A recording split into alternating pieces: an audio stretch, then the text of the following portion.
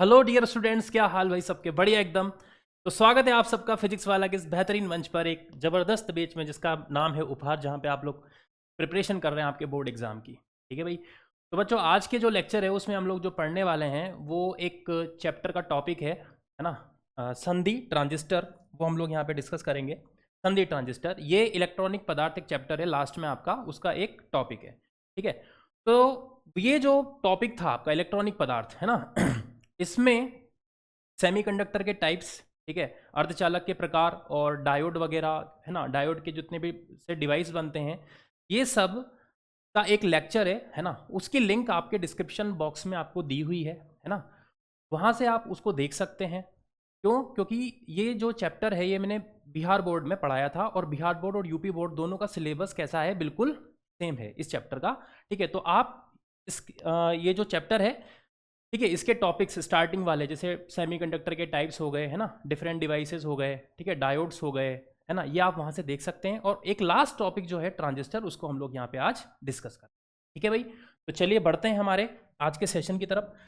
तो आज हम पढ़ेंगे संधि ट्रांजिस्टर। सर ये क्या होता है, जैसे आप बताएं। देखो बेटा, जो सेमीकंडक्टर होता है ना, जिसको हम लोग बोलते हैं अर्धचालक, है ना, वो दो टाइप का होता है, एक निज अर्धचालक और एक अपद्रव्य अर्धचालक, है ना।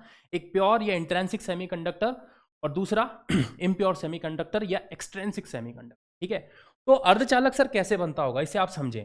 तो अगर कोई भी, मान के चलो, ये हमने एक प्योर इंट्रेंसिक सेमीकंडक्टर लिया, ठीक है, और इसको तीन पार्ट में हमने इस तरह से डिवाइड किया, और तीन पार्ट में अगर हम लोग डॉपिंग डिफरेंट डिफरेंट करते हैं, ठीक है, तो ये एक सैंडविच फॉर्म बनता है। सर सैंडविच फॉर्म कैसे? जैसे आपको पता है सैंडविच में क्या होता है, दोनों साइड ब्रेड होता है और बीच में पटेटो होता है। ठीक है। तो जो ब्रेड है वो एक टाइप से सेमीकंडक्टर होगा और पटेटो मान के चलो दूसरे टाइप का सेमीकंडक्टर मटेरियल होगा। ठीक है।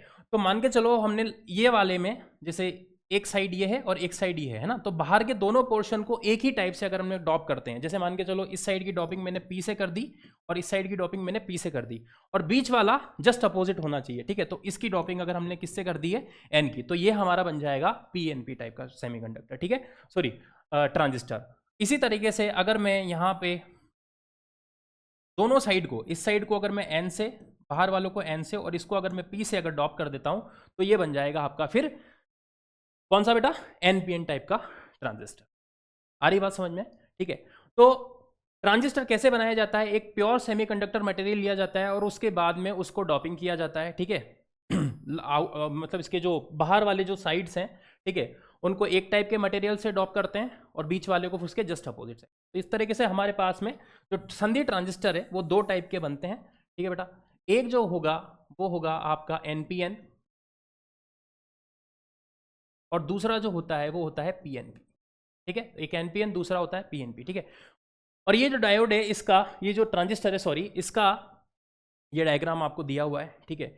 ये जो है ये एक पीएनपी टाइप का ट्रांजिस्टर, पी एन, ठीक है, क्लियर है। अगर मैं आपको एनपीएन का अगर सिंबल बताऊं, तो एनपीएन का जो सिंबल होता है वो इस टाइप से होता है, देख सकते हो।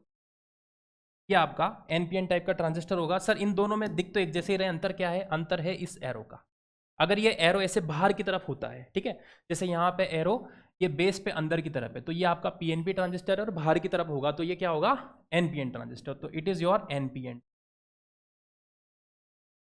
क्या आ रही बात समझ में? चलिए, तो अब ये जो ट्रांजिस्टर है इसको तीन पार्ट में हमने डिवाइड किया है। ठीक है।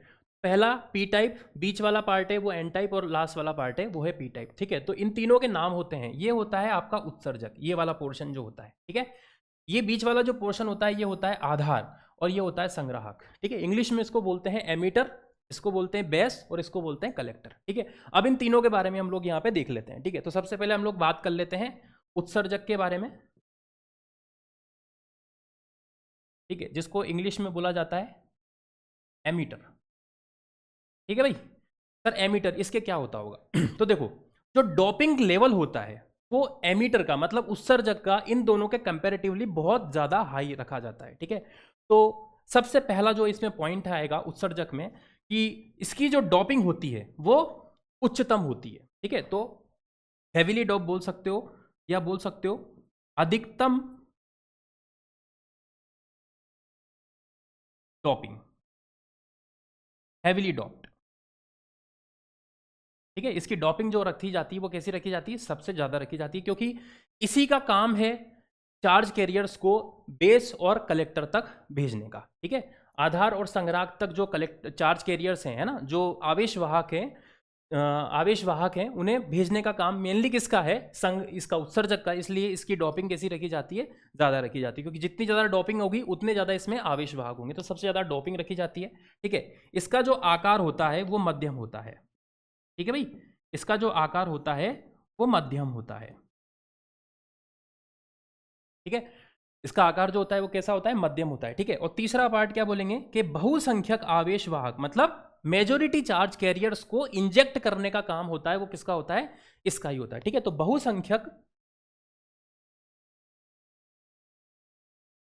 बहुसंख्यक आवेशवाहक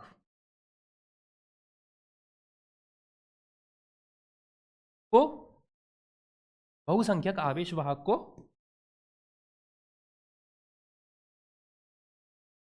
आधार तथा संग्राहक में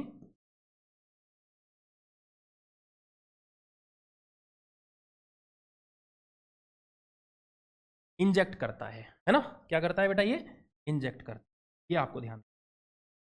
ठीक है, तो उत्सर्जक के बारे में पता चला कि उत्सर्जक का क्या काम है मेनली। ठीक है, चलिए अब हम लोग यहाँ बात करेंगे आधार की। दूसरा है हमारा आधार, जिसको हम लोग बोलते हैं बेस।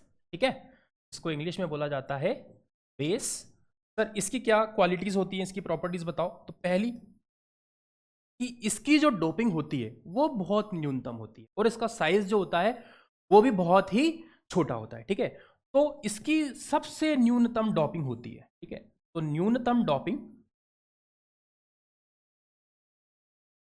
जो होगी वो कैसी होगी बेटा, कि न्यूनतम होगी। ठीक है, दूसरी अगर हम लोग यहां बात करें तो इसका जो आकार है वह भी कैसा होता है, बहुत न्यूनतम होता है ना, बहुत साइज जो होता है इसका बहुत ज्यादा स्मॉल होता है। ठीक है, न्यूनतम, वेरी स्मॉल साइज। ठीक है, और बेटा इसके बिना ट्रांजिस्टर काम भी नहीं कर सकता। जैसे आप सोच रहे हो कि सर इसकी डोपिंग भी कम रखी है, आकार भी बहुत छोटा रखा है, तो आपने लगाया ही क्यों, है ना, आप इसको हटा देते। अगर हम हटा देते इसको तो कोई मतलब नहीं है फिर ट्रांजिस्टर का, ट्रांजिस्टर आपका काम ही नहीं करेगा। ठीक है, ठीक है, अब इसका मेन काम क्या होता है, मेन काम क्या होता है इसका, जो हमारा एमीटर है जो चार्ज कैरियर्स को इंजेक्ट कर रहा है ना, उन चार्ज कैरियर्स में से कुछ चार्ज कैरियर्स को अपने में कलेक्ट कर लेता है। ठीक है, जैसे इधर से मान के चलो ये आपका उत्सर्जक है ना, और ये मान के चलो आपका एनपीएन टाइप का ट्रांजिस्टर है। ठीक है, तो इस साइड क्या होंगे, मेजोरिटी में ये इलेक्ट्रॉन्स होंगे। ठीक है, यहाँ पे ये क्या होंगे, होल्स होंगे, और इस साइड मेजोरिटी में क्या होंगे, इलेक्ट्रॉन्स होंगे, है ना।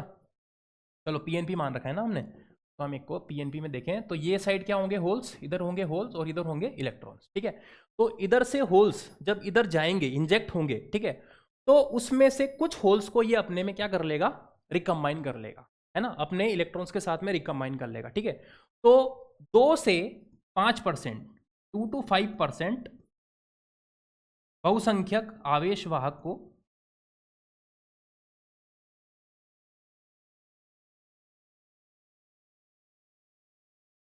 बहुसंख्यक आवेशवाहक किसके, उत्सर्जक के, किसके बेटा, उत्सर्जक के, को कलेक्ट कर लेता है, तो रिकम्बाइन करता है, ऐसे करो, रिकम्बाइन करता है।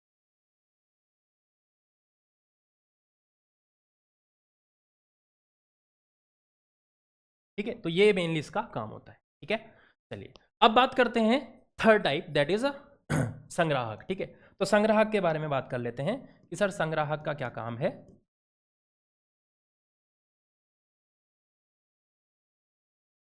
संग्राहक जिसको इंग्लिश में बोलते हैं कलेक्टर, तो क्या बोलते हैं इंग्लिश में, कलेक्टर। ठीक है, तो सर इसका क्या काम होता होगा उसको आप समझ लो। देखो, तो जो संग्राहक होता है बेटा इसका साइज जो होता है ना, वो कैसा होता है, लार्ज होता है। ठीक है, जैसे इसका जो आकार है वो कैसा है, मध्यम है, इसका न्यूनतम है, तो इसका जो आकार होता है वो कैसा रखा जाता है, मध्यम रखा जाता है।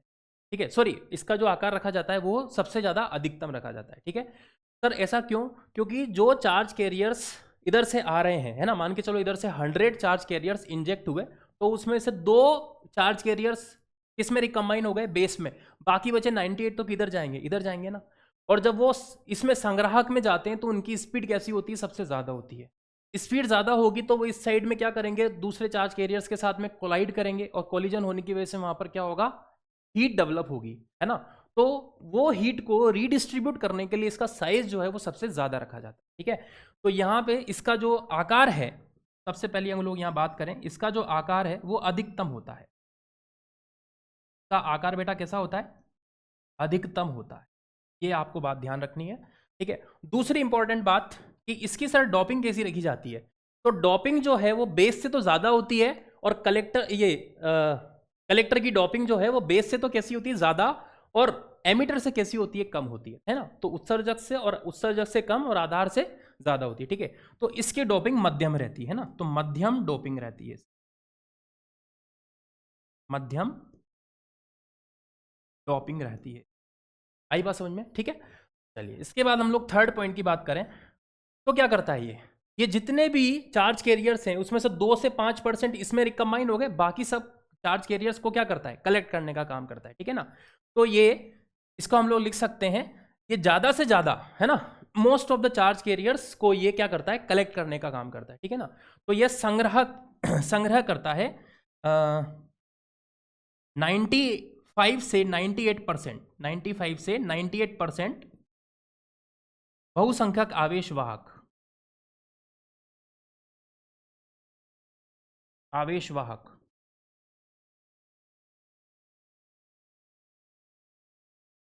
ठीक है। बहुसंख्यक आवेशवाहक सर किसके, उत्सर्जक के, उन्हें संग्रहित करता,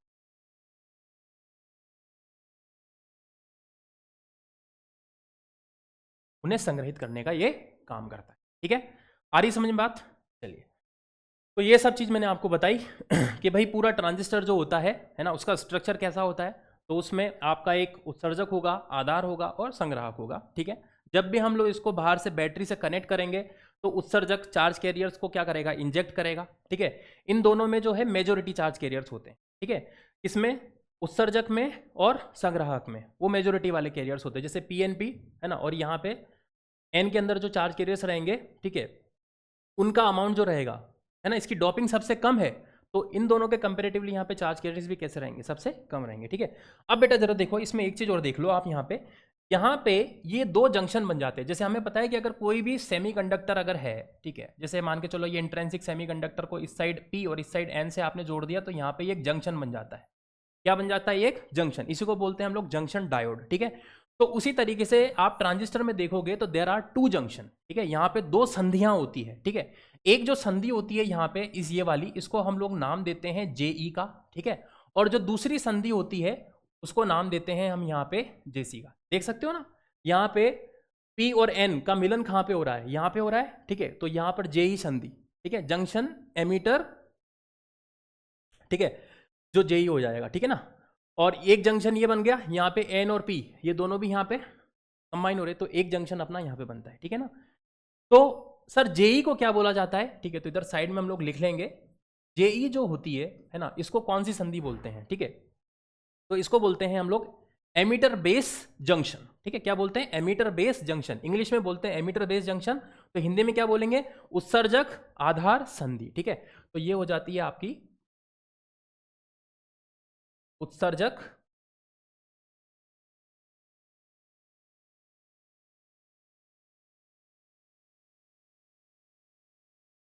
आधार संधि, ठीक है भाई, क्लियर। चलिए दूसरा जो होता है अपना JC, सर JC कौन सा जंक्शन हो गया, ये वाला, है ना। ये N और P यहाँ पे जो रिकम्बाइन, यहाँ पे जो एक जंक्शन बन रहा है ना इनका, यहाँ पे ये, ठीक है। तो ये जो जंक्शन हो जाएगा इसको रिप्रेजेंट किया जाता है JC से, ठीक है। इसको बोला जाता है बेस कलेक्टर जंक्शन, ठीक है, बेस कलेक्टर जंक्शन। तो इसको क्या बोलेंगे, आधार संग्राहक संधि, आधार संग्राहक संधि, ठीक है। चलिए आगे बढ़ते हैं। अब नेक्स्ट अब है ट्रांजिस्टर की कार्यविधि, ठीक है। तो ट्रांजिस्टर की कार्यविधि को अगर हम लोग देखें, ठीक है, तो यहाँ पे ये पूरा जो ट्रांजिस्टर है एनपीएन टाइप का ट्रांजिस्टर लिया है, उसका सिंबल यहाँ पे इस तरीके से रिप्रेजेंट किया गया है। और यहाँ पे इस साइड 2 टर्मिनल मिलेंगे इसको, है ना। किसी भी ट्रांजिस्टर के कितने टर्मिनल्स होते हैं बेटा, देखो जरा, 3 टर्मिनल्स होते हैं। एक ये टर्मिनल हो गया, एक टर्मिनल ये हो गया, ठीक है, और एक टर्मिनल ये हो गया, है ना। तो यहाँ पे 3 टर्मिनल होते हैं, 2 जंक्शन होते हैं, है ना। तो इसको हम लोग 3 टर्मिनल 2 जंक्शन डिवाइस भी बोलते हैं, ठीक है ना। तो 3 टर्मिनल है, उसमें से जब भी हम इन तीनों टर्मिनल्स को कनेक्ट करेंगे, किससे, बैटरी से, ठीक है, बाहर से जब बैटरी से कनेक्ट करेंगे तो आपको यहाँ पे 2 बैटरी की जरूरत पड़ेगी। 2 बैटरी का यूज करके आप पूरे इसके सर्किट को बना सकते हो, है ना। पूरे सर्किट को यहाँ पे आप कंप्लीट कर सकते हो, आपको 2 बैटरी की जरूरत पड़ती है, ठीक है। तो जैसे मैंने यहाँ पे आप देखो, है ना, यहाँ पे एक टर्मिनल इसका ये हो गया, एक ये हो गया और एक ये हो गया, ठीक है। तो आपने 2 बैटरी यूज करी, एक बैटरी हो गई ये वाली, एक बैटरी हो गई आपकी ये वाली, ठीक है। तो इस बैटरी को इन दोनों के बीच में लगा दिया, इन 2 टर्मिनल्स के बीच में, और इस बैटरी को इन 2 टर्मिनल्स के बीच में लगा दिया, ठीक है। तो आप मुझे बताओ बेटा, इसमें कॉमन टर्मिनल क्या हो गया, ये हो गया बेस, ठीक है। इसमें कॉमन टर्मिनल क्या हो गया, बेस हो गया, ठीक है। आई बात समझ में। तो इस तरह से इस तरह से यहां पे हम अभी यहाँ पे हमने कॉमन किसको रखा है, उभयनिष्ठ किसको रखा हुआ है, आधार को रखा हुआ है। तो आप उभयनिष्ठ जो है कॉमन एमीटर को भी रख सकते हो और किसको भी रख सकते हो, कलेक्टर को भी रख सकते हो, ठीक है ना। तो यहाँ पे ट्रांजिस्टर को हम 3 तरीके से यूज कर सकते हैं, ठीक है ना। तो पहला जो होता है वो होता है कॉमन बेस, है ना, कॉमन बेस, ठीक है, जो हम लोग इसमें दिख ही रहा है आपको डायग्राम, ठीक है। तो इसको बोलते हैं हम लोग उभयनिष्ठ। एक जो तरीका होता है वो होता है उभयनिष्ठ। उभयनिष्ठ का मतलब कॉमन करना, उभयनिष्ठ आधार विधा, इसको बोलते हैं विधा, ठीक है। कॉमन बेस मोड, है ना, विधा को इंग्लिश में बोला जाता है मोड, कॉमन बेस मोड, ठीक है। तो there are 3 types of mode जिसके अंदर हम लोग ट्रांजिस्टर का यूज कर सकते हैं। तो पहला हो गया आपका उभयनिष्ठ आधार विधा, जिसको बोलते हैं कॉमन बेस मोड, ठीक है। दूसरा जो होता है वो होता है उभयनिष्ठ उभयनिष्ठ एमीटर बचा, ठीक है, हाँ सर, एमीटर को भी कर सकते हो। तो उभयनिष्ठ उत्सर्जक उत्सर्जक विधा, ठीक है। तीसरा जो हो जाएगा वो हो जाएगा उभयनिष्ठ क्या बचा, संग्राहक, है ना। तो ये हो जाएगा संग्राहक,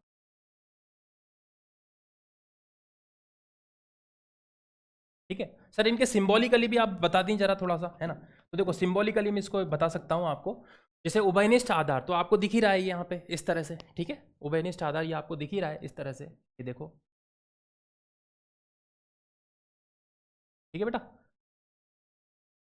ये आपका उत्सर्जक, ये कलेक्टर, और ये हो गया आपका बेस।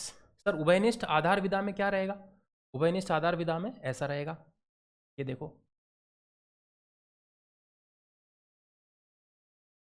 ये कलेक्टर हो गया, एमीटर हो गया,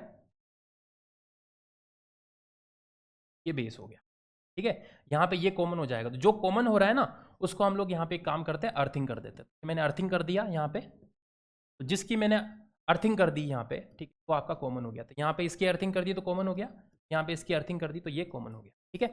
तीसरा अपना जो है ये वाला, इसको भी देख लो, उभयनिष्ठ संग्राहक विधा, ठीक है। तो इसको भी बेटा हम लोग इस तरह से बनाएंगे, ये देखो, इसका काम नहीं आता, जनरली इसी का काम आएगा, ठीक है। तो ये हो गया आपका बेस, ये हो गया आपका कलेक्टर, ये हो गया आपका एमीटर। इसमें कलेक्टर को आपने कॉमन किया है तो कलेक्टर की आप अर्थिंग कर देंगे, इस तरह से आप यहाँ पे समझ सकते है ना। आ रही बात समझ में, ठीक है। तो भाई अब इसकी आप वर्किंग देखिए।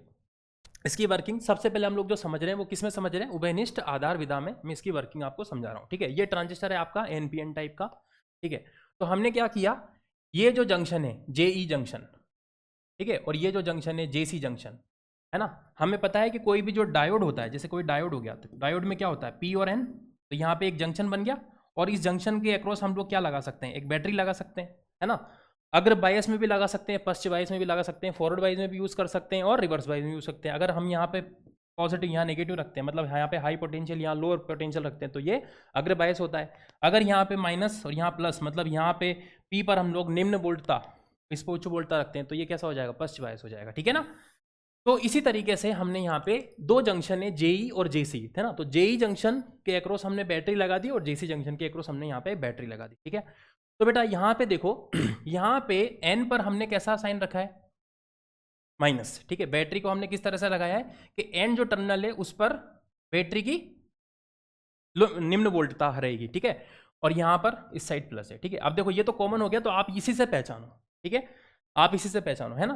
कैसे कि जैसे अगर पी एन होता है ना, और पी एन में अगर एन को अगर हम लोग निम्न वोल्टता पे रखते हैं, माइनस पे रखते हैं, ठीक है, तो ये कैसा होगा, फिर फॉरवर्ड वाइज होगा, ठीक है। और अगर आप एन को कैसा रख देते हो, पॉजिटिव पे रख देते हो, तो फिर ये कैसा होता है, रिवर्स वाइज होता है, ठीक है ना।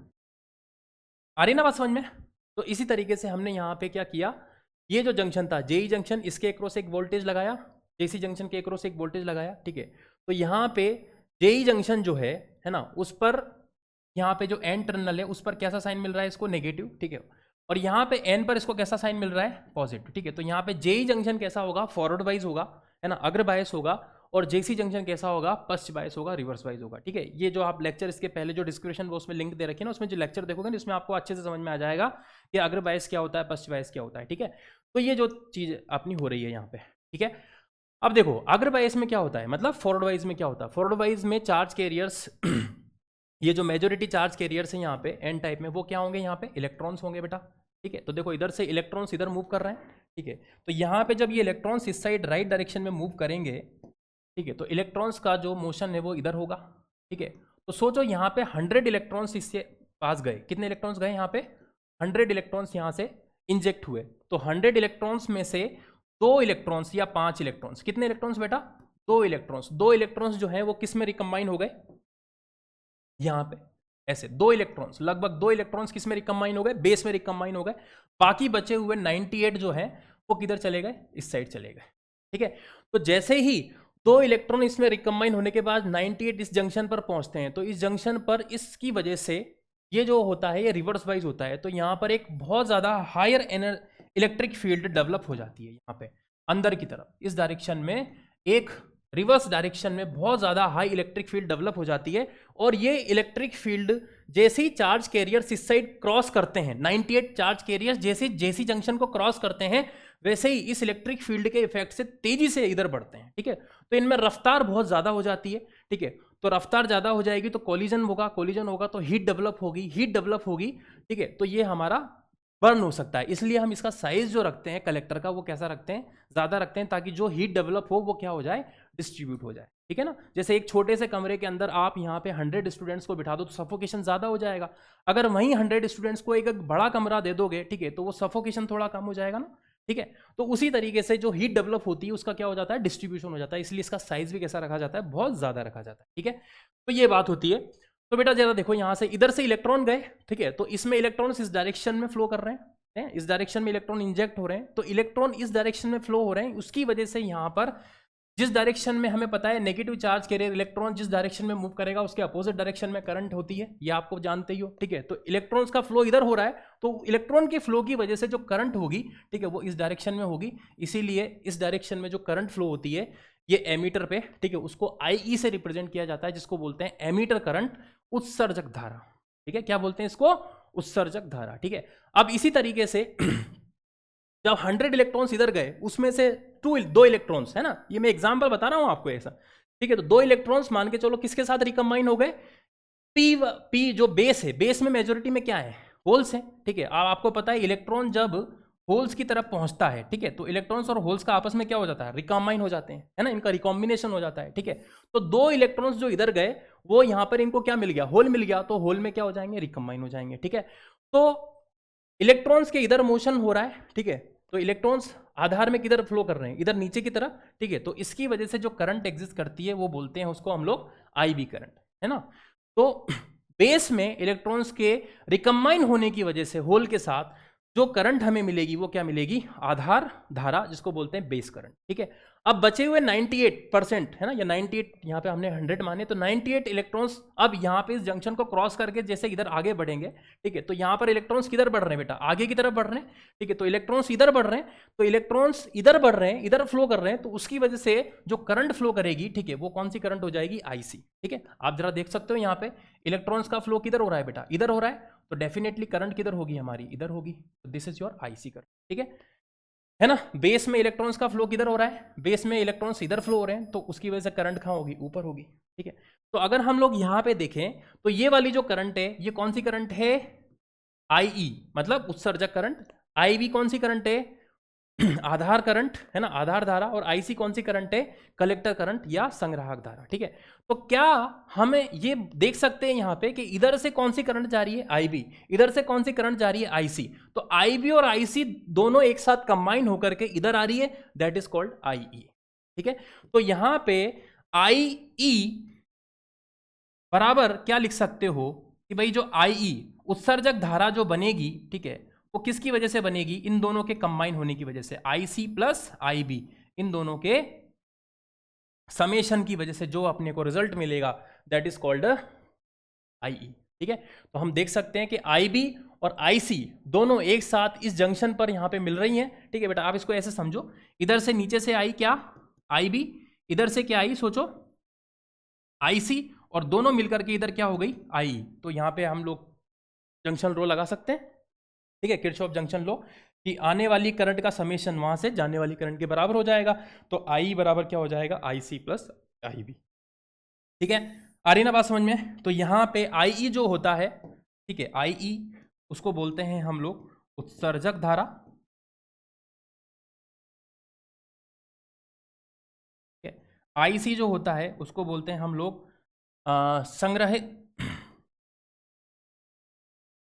संग्राहक धारा, और आईबी जो होता है उसको बोलते हैं हम लोग आधार धारा,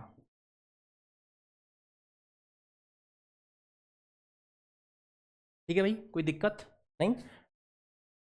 तो ये भैया इसकी कार्यविधि होती है, इस तरीके से ये वर्क करता है। यहाँ पे जेई जो जंक्शन है, ठीक है, अभी इस केस के अंदर ये जो जेई जंक्शन है ये कैसा है, अग्र बायस मतलब फॉरवर्ड वाइज, ये जो जेसी जंक्शन है यहाँ पे वो कैसा है, रिवर्स वाइज, पश्च वाइज, ठीक है, ठीक है। तो इस तरीके से ये ट्रांजिस्टर हमारा वर्क करता है, ठीक है। चलिए अब यहाँ पे जैसे हमने इसको कॉमन बेस में यूज़ किया था, कॉमन एमीटर और कॉमन कलेक्टर में भी यूज़ करके हम लोग इसकी कार्यविधि को समझ सकते हैं, ठीक है। अब स्टेट अवस्था जो ट्रांजिस्टर को यूज़ करने की, मतलब जेई और जेसी जंक्शन है, अभी यहाँ पर जेई कैसा है, फॉरवर्ड वाइज, ये कैसा है, रिवर्स वाइज, ठीक है। अब हो सकता है ये जेसी जंक्शन जो है ये वाला, ये भी आपका कैसा हो जाए, फॉरवर्ड वाइज, ठीक है, या दोनों कैसे हो जाए, रिवर्स वाइज, या ये रिवर्स वाइज हो जाए, ये फॉरवर्ड वाइज हो जाए, ठीक है। तो इस तरीके से जो कॉम्बिनेशन बनेंगे उसमें ट्रांजिस्टर की अपनी एक स्टेट होती है, एक अवस्था होती है, ठीक है, उसे हम लोग यहाँ पे समझ लेते हैं, ठीक है ना। तो जरा देखो एक मिनट, मान के चलिए कि एक जंक्शन है हमारा जेई, एक जंक्शन है हमारा जेसी, ठीक है, और ट्रांजिस्टर किस अवस्था में अपना काम कर रहा है, ठीक है, वो अवस्था हम लोग यहाँ पे साइड में लिख लेते हैं, अवस्था जिसको हम लोग स्टेट भी बोल सकते हैं, ठीक है बेटा। पहली अगर हम लोग यहाँ बात करें जिसमें, अब इसमें कोई सा भी हो सकता है, कॉमन एमीटर, कॉमन में है ना, कॉमन एमीटर या कॉमन बेस। अगर जेई जंक्शन आपने अग्र बायस रखा हुआ है ना, फॉरवर्ड वाइज, ये वाला जो है ये भी आपने कैसा रख रखा है, फॉरवर्ड वाइज, है ना। किस इस तरीके से आपने लगाया कि दोनों जंक्शन कैसे हो गए, फॉरवर्ड वाइज हो गए, है ना। जेई जंक्शन मतलब ये एमीटर बेस, है ना, उत्सर्जक आधार का जो जंक्शन है, ठीक है। जेसी जंक्शन मतलब बेस कलेक्टर का जो जंक्शन है, ठीक है, मतलब आधार और संग्राहक का जो जंक्शन है, जिसको संधि बोलते हैं हम लोग इंग्लिश में, ठीक है। तो अगर ये दोनों कैसे हैं आपके, फॉरवर्ड वाइज है, मतलब दोनों अग्र वाइज है ना, अग्र वाइज है। फॉरवर्ड वाइज का एफ बी का मतलब होता है, एफ बी का मतलब होता है अग्र बायस, ठीक है, और रिवर्स वाइज इसका मतलब होता है पश्च वाइज, ठीक है भाई। तो अगर इन दोनों को फॉरवर्ड वाइज में रखा है तो जो ट्रांजिस्टर की स्टेट होती है, ठीक है, वो बोलती है हमारी संतृप्त अवस्था,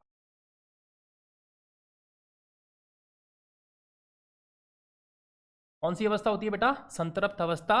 इसको इंग्लिश में बोलते हैं सैचुरेशन स्टेट। ठीक है। दूसरा, मान के चलो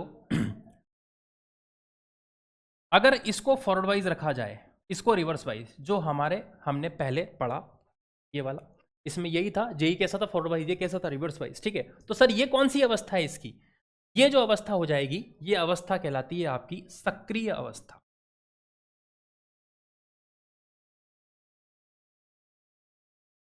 ठीक है सर, इसको इंग्लिश में बोलते हैं एक्टिव स्टेट। तो इंग्लिश में बोलते हैं एक्टिव स्टेट। ठीक है, उसके बाद में थर्ड पॉइंट की अगर हम लोग बात करें, तो इसको भी अगर रिवर्स वाइज कर दें और इसको भी अगर हम लोग रिवर्स वाइज कर दें, ठीक है, इसको भी अगर हम लोग रिवर्स वाइज कर दें, इसको भी रिवर्स वाइज कर दें, तो ये अतप्त होती है, अतप्त अवस्था, है ना, अतप्त अवस्था इसको शायद बोलते हैं। ठीक है, और इंग्लिश में तो इसको बोलते हैं कट ऑफ स्टेट बेटा, है ना, इसको इंग्लिश में बोलते हैं कट ऑफ स्टेट। तो इंग्लिश में बोला जाता है कट ऑफ स्टेट।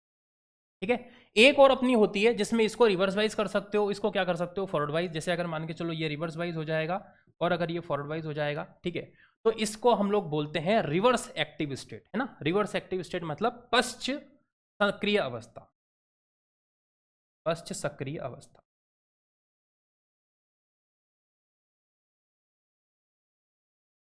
ठीक है, ये काम का नहीं है आपका, मेनली स्टार्टिंग वाले ही काम के हैं। ठीक है, इंग्लिश में हम लोग इसको रिवर्स एक्टिव स्टेट से भी।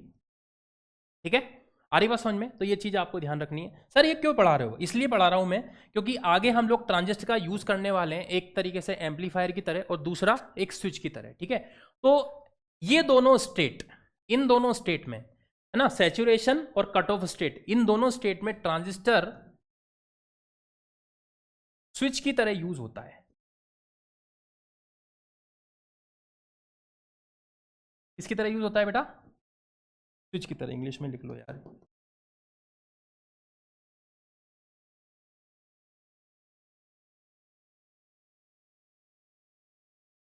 ठीक है, आई बात समझ में?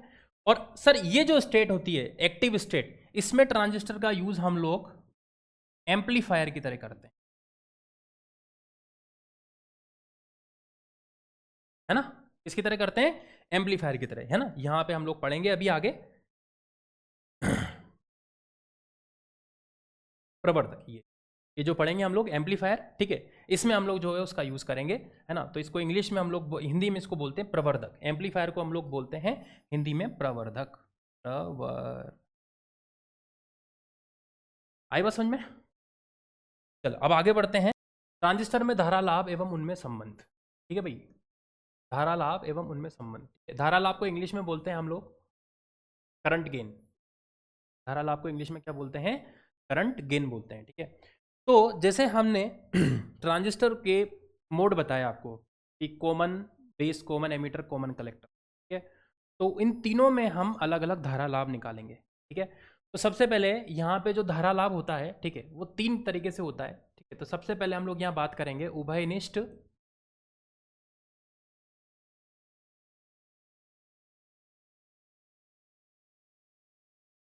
आधार में धारा लाभ। ठीक है बेटा, और इसको हम लोग जो रिप्रेजेंट करते हैं वो अल्फा से रिप्रेजेंट करते हैं। ठीक है, तो आप जरा देखो, सबसे पहले उभयनिष्ठ आधार की बात करें तो ये तो हो गया आपका बेस, ये हो गया आपका एमीटर, ये हो गया आपका कलेक्टर, ये बेस हो गया। ठीक है भाई, ये हो गया हमारा, हमने इसको क्या कर दिया है, अर्थिंग कर दिया है। इस साइड जो हमारी करंट फ्लो करती है वो कौन सी करंट होती है? आई करंट होती है ना। इस साइड जो करंट फ्लो करती है वो कौन सी करंट होती है? आई करंट होती है। इस साइड जो करंट जाती है वो कौन सी करंट होती है? आई करंट होती है। और इधर से जो करंट आती है वो कौन सी होती है? ठीक है भाई, तो बेटा जो चीज़ आपने कॉमन करी है, जो चीज़ को आपने उभयनिष्ठ करा है, ठीक है, तो वो दोनों साइड कॉमन है। ठीक है, तो ये वाला जो साइड होता है ना, ये हमारी इनपुट साइड कहलाती है। ठीक है, और ये वाली जो साइड हो जाती है, ये हमारा आउटपुट। तो यहाँ पे आउटपुट करंट अगर कॉमन बेस में अगर हम लोग आउटपुट करंट निकालें, ठीक है, तो इसमें हमारी जो आउटपुट करंट होगी, इसमें हमारी आउटपुट जो करंट होगी कॉमन बेस में, वो होगी आपकी आईसी, और हमारी जो इनपुट करंट होगी, ठीक है, वो होगी आपकी आईई। ठीक है, अब सर धारा लाभ क्या होता है? तो धारा लाभ क्या होता है? एक रेशो है कि आउटपुट और इनपुट करंट का जो रेशो होगा दैट इज कॉल्ड धारा लाभ, या इसको इंग्लिश में बोलेंगे हम लोग करंट गेन। ठीक है, धारा लाभ को इंग्लिश में बोला जाता है करंट गेन। ठीक है, आई बात समझ में? तो यहां पे हम लोग धारा लाभ निकालेंगे तो आईसी डिवाइडेड बाय क्या होगा? आई, और यहां पे जो हमारा धारा लाभ निकलता है उसको हम लोग रिप्रेजेंट करते हैं अल्फा से। तो अल्फा बराबर क्या हो जाएगा बेटा? Output current divided by input current.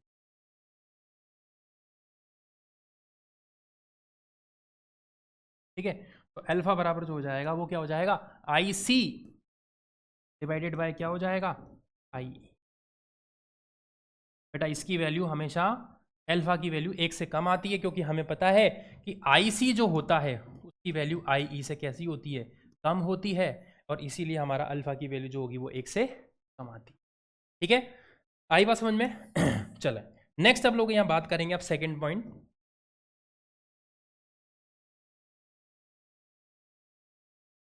वो होगा उभयनिष्ठ आधार हो गया, अब उभयनिष्ठ उत्सर्जक। ठीक है, तो उभयनिष्ठ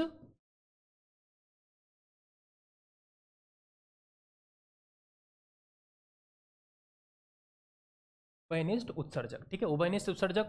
ठीक है, इसमें धारा लाभ देखेंगे। तो उभयनिष्ठ उत्सर्जक में धारा लाभ सर क्या निकलेगा? तो उभयनिष्ठ उत्सर्जक का सबसे पहले डायग्राम बना लो। उभयनिष्ठ उत्सर्जक मतलब कॉमन एमीटर, तो ये आपका एमीटर देखो कॉमन हो गया, ये कलेक्टर हो गया आपका, सॉरी ये कलेक्टर हो गया, और ये क्या हो गया आपका? बेस हो गया। समझ रहे हो ना? ठीक है, तो इसमें करंट कैसे कैसे फ्लो कर रही है देख लो जरा। इधर से जो करंट जा रही है ये कौन सी हो गई बेटा? आई ई, है ना। इधर से जो जाने वाली करंट क्या होगी? आई बी। तो आई बी और आई सी ये दोनों मिलकर के ही क्या बनाएंगी? आई ई बनाएंगी। ठीक है, तो हमारा यहाँ पे जो ये वाला जो साइड है ये हमारा इनपुट साइड हो गया। ठीक है, यहाँ पे ये वाला जो ये हमारे लिए आउटपुट। ठीक है, अभी सर इनपुट आउटपुट कैसे है अभी हम लोग जब प्रवर्धक पढ़ेंगे तो आपको और अच्छे से समझ में आएगा। ठीक है, तो यहाँ पे बेटा इनपुट करंट जो हो जाएगी, यहाँ पे इनपुट धारा जो हो जाएगी, ठीक है, वो हो जाती है आपकी आई बी, और यहाँ पे आउटपुट करंट जो हो जाती है, ठीक है, वो हो जाती है आई सी। आउटपुट करंट जो हो जाती है वो क्या हो जाती है? आई सी। ठीक है, तो यहाँ धारा लाभ अगर निकालें तो सर यहाँ पे धारा लाभ क्या निकल के आएगा? बेटा यहाँ पे जो धारा लाभ निकल के आता है, ठीक है, उसको हम लोग रिप्रेजेंट करते हैं किससे? बीटा से। ठीक है, तो ये क्या हो जाएगा? ये भी वही चीज़ कि sir output current divided by input current, output current divided by input current. आ रही है समझ में बात? ठीक है, सर आउटपुट करंट क्या हो गया? आईसी। ओहो, ये क्या हो गया? आई बी। ओके भाई, तो ये हो गया तुम्हारा बीटा। अब जरा मुझे बताओ बीटा की वैल्यू जो है वो ग्रेटर देन 1 आएगी कि कम आएगी? तो हमें पता है कि आई सी जो होता है उसकी वैल्यू आई बी से बहुत ज़्यादा होती है, इसलिए बीटा की वैल्यू जो आएगी ग्रेटर देन 1 आती है।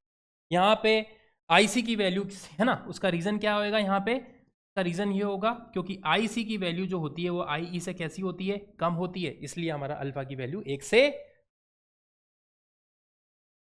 ये हमारी 1 से ज़्यादा आती है। तो उभयनिष्ठ उत्सर्जक में धारा लाभ दिखा। ठीक है, एक चीज और देख लेते हैं, उभयनिष्ठ थर्ड पॉइंट और देख लेते हैं। उभयनिष्ठ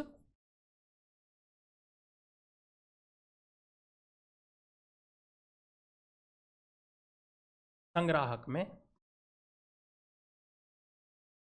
धारा लाभ। ठीक है बेटा, जब आप बनाओगे इसमें तो इसमें जो आउटपुट करंट मिलेगी आपकी वो मिलेगी आपको आई ई, और इनपुट जो करंट मिलेगी आपको वो मिलेगी आई बी। ठीक है, तो यहाँ पे जो धारा लाभ होता है उसको रिप्रेजेंट किया जाता है गामा से। यहाँ का जो धारा लाभ होता है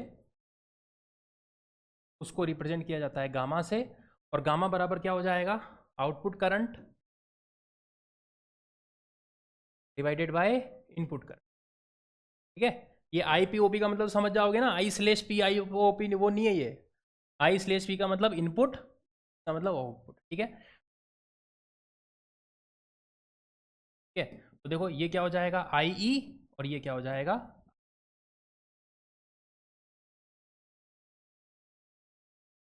ये हो गया आपका गामा। ठीक है, अब हम लोग यहाँ पे रिलेशन भी निकाल सकते हैं, संबंध किन किन के बीच में सर, अल्फा बीटा तथा गामा में संबंध।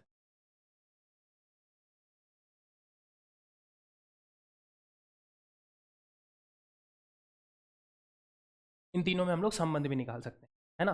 कैसे निकाल सकते हैं, जरा देखो, आई ई बराबर क्या होता है, हम लोग जानते हैं कि आई ई बराबर जो होता है उसकी वैल्यू होती है आई सी प्लस आई बी। अब इन दोनों साइड अगर मैं आई सी से डिवाइड कर दूं, ठीक है, तो सोचो मैंने यहाँ से डिवाइड कर दिया आई ई डिवाइडेड बाय आई सी, यहाँ पे क्या हो जाएगा आई सी डिवाइडेड बाय आई सी, यहाँ क्या हो जाएगा आई बी डिवाइडेड बाय आई सी। ठीक है, तो देखो आई ई बाय आई सी को क्या लिख सकते हैं, 1 upon alpha, I C upon I क्या है, अल्फा है, तो आई अपॉन आई सी क्या हो जाएगा 1 अपॉन अल्फा। इसी तरीके से आई सी बाई आई बी क्या है, बीटा, तो आई बी बाई आई सी क्या हो जाएगा 1 अपॉन बीटा। ठीक है, तो ये हो गया 1 प्लस ये हो जाएगा आपका 1 प्लस बीटा, 1 अपॉन बीटा। ठीक है, तो यहाँ से देखो जरा क्या हो जाएगा बेटा, यहाँ से जब सॉल्व करोगे तो अल्फा की वैल्यू क्या निकल के आएगी, बीटा अपॉन 1 प्लस ये अल्फा और बीटा में रिलेशन था। ठीक है, आ रही बात समझ में। अब इसी तरीके से अगर ये जो इक्वेशन है, ये जो फर्स्ट इक्वेशन है, इसमें अगर हम लोग किसका डिवाइड कर दें, आई बी का डिवाइड कर दें, ठीक है, तो I E divided by I B बराबर देखो क्या हो जाएगा, I C divided by I B plus I B divided by I B, है ना। तो देखो I upon I B, I upon I B ये क्या हो गया, आई अपॉन आई बी, जरा देखो ये क्या हो गया, आई अपॉन आई बी ये क्या हो गया, गामा हो गया। ठीक है, आई सी अपॉन आई बी ये क्या हो गया, बीटा हो गया। तो ये गामा और बीटा में रिलेशन मिला। ठीक है, तो अल्फा बीटा में ये रिलेशन मिला, अल्फा और बीटा में, गामा और बीटा में ये रिलेशन मिला, इन दोनों का यूज करके अल्फा और गामा में भी निकाल सकते हैं। ठीक है ना, चलिए तो आगे एक सिंपल सा क्वेश्चन कि एनपीएन ट्रांजिस्टर में उत्सर्जक धारा आई, आधार धारा आई बी तथा संग्राहक में क्या रिलेशन होता है। तो हमें पता है कि आई ई उत्सर्जक धारा, संग्राहक धारा और आधार धारा के समेशन के बराबर होती है। ठीक है, तो इन्होंने क्या पूछा है आपसे, देखो आई बराबर आई सी प्लस आई बी, आई सी बराबर क्या हो जाएगा, आई ई माइनस आई बी हो जाएगा, आई बी बराबर आई माइनस आई सी, गलत है, ये भी गलत है, ये भी गलत है, तो कौन सा ऑप्शन करेक्ट है हमारा, पहला ऑप्शन करेक्ट है। ठीक है, क्यों, क्योंकि आई सी बराबर क्या हो जाएगा, आई सी बराबर हो जाएगा आई ई माइनस आई बी, देख सकते हो। ठीक है भाई, चलिए आगे बढ़ते हैं। अब नेक्स्ट है, यदि ट्रांजिस्टर के आधार के धारा नियंतांक अल्फा तथा बीटा है, ठीक है, इनमें क्या रिलेशन होता होगा, जरा देखो जरा बेटा, हमें पता है अल्फा की वैल्यू जो होती है वो 1 से कम होती है, ये मैंने बताया आपको थोड़ी देर पहले, और बीटा की वैल्यू 1 से कैसी होती है, ज़्यादा होती है। ठीक है, तो देख सकते हो जरा यहाँ पे अल्फा की वैल्यू जो 1 से कम, बीटा की वैल्यू 1 से ज़्यादा, कौन सा ऑप्शन करेक्ट हो जाएगा हमारा। ठीक है, चलिए नेक्स्ट अब है हमारा ट्रांजिस्टर का प्रवर्धक के रूप में अनुप्रयोग। ठीक है, ट्रांजिस्टर का प्रवर्धक के रूप में, है ना, transistor used as an amplifier. ठीक है, प्रवर्धक को हम लोग इंग्लिश में बोलते हैं एम्पलीफायर। ठीक है, आई बात समझ में। तो जैसे हम लोग माइक में बोलते हैं, ठीक है, और लाउड स्पीकर में हमें बहुत ज़्यादा हमारी साउंड सुनाई देती है, तो वहाँ पे आप किसका यूज़ करोगे, एम्पलीफायर का, है ना। सुना है ना आपने कि एम्पलीफायर का यूज़ कर रहे हैं। एम्पलीफायर का काम होता है सिग्नल्स को बढ़ाना, मतलब साउंड को बढ़ाने का काम करता है। ठीक है, तो यहाँ पे देखो, यहाँ पे इसका जो यूज़ हम लोग करेंगे ट्रांजिस्टर का, अगर हम एम्पलीफायर की तरह यूज़ कर रहे हैं, ठीक है, तो सबसे पहली इंपॉर्टेंट बात कि जो इसकी अवस्था होनी चाहिए, ठीक है, वो कैसी अवस्था होनी चाहिए, पहली ये हमारी सक्रिय अवस्था में काम करता है। ठीक है, तो एक्टिव स्टेट में अपना वर्क करता है, ये सक्रिय अवस्था में ये आपका काम करेगा। ठीक है, इसको इंग्लिश में हम लोग बोलते हैं एक्टिव स्टेट, हमेशा एक्टिव स्टेट में ही काम करेगा, ठीक है, और कॉमन एमीटर में ही काम करेगा, ठीक है। दूसरा जो मोड होगा इसका वो कैसा होगा, उभयनिष्ठ उभयनिष्ठ, तो इसका मोड होगा वो होगा कॉमन एमीटर मोड, ठीक है, मतलब उभयनिष्ठ उत्सर्जक, उभयनिष्ठ उत्सर्जक विधा, इसी में हम लोग इसका यूज कर सकते हैं, ठीक है। अगर ये दो चीज में हम लोग ट्रांजिस्टर का उपयोग कर रहे हैं तो it will be use as a amplifier, हम लोग उसका एम्पलीफायर की तरह, प्रवर्धक की तरह यूज कर सकते हैं, ठीक है। तो देखो इसमें जो जो चीज दे रखी है मैं आपको पहले समझा देता हूँ। बेटा ये हमने ट्रांजिस्टर लिया है ना, जिसमें हमने एमीटर को क्या कर दिया, कॉमन बेस कर, ठीक है। तो हमारा जो एमीटर हो गया है, ठीक है, वो क्या हो गया है, सॉरी कॉमन हो गया है, एमीटर हमारा उभयनिष्ठ हो गया है, ठीक है। तो एक हमारी इनपुट साइड हमारा क्या बचा, बेस और एमीटर वाला, ये वाला हमारा इनपुट साइड बचा, और ये वाला हमारा जो है रीजन ये आउटपुट साइड बचेगा। तो ये हमारा जो है वो इनपुट की तरह काम करेगा, इस साइड वाला रीजन, इस साइड के अक्रॉस हम लोग क्या लेंगे, हमारा आउटपुट लेंगे, ठीक है। आई बात समझ में। तो हमने यहाँ पे कौन से यूज में यूज किया है, क्या सक्रिय अवस्था में, मतलब एक्टिव स्टेट में यूज किया है। एक्टिव स्टेट में यूज करेंगे अगर हम लोग, ठीक है, तो हम बता सकते हैं कि यहाँ पर सर जेई जंक्शन जो होगा वो कैसा होगा, फॉरवर्ड वाइज होगा, और जेसी जंक्शन होगा वो कैसा होगा, रिवर्स वाइज होगा। आप देख सकते हो यहाँ पर ये कैसा ट्रांजिस्टर है, आपका एनपीएन टाइप का ट्रांजिस्टर है ना बेटा। ये कैसा है जरा देखो, यहाँ पे एरो बाहर की तरफ है, तो ये हो गया आपका एन, ये हो गया आपका पी, और ये हो गया आपका एन, ठीक है। तो पी को हमने किस पर रखा है, उच्च वोल्टता पे, हाई पोटेंशियल पे रखा है, ठीक है।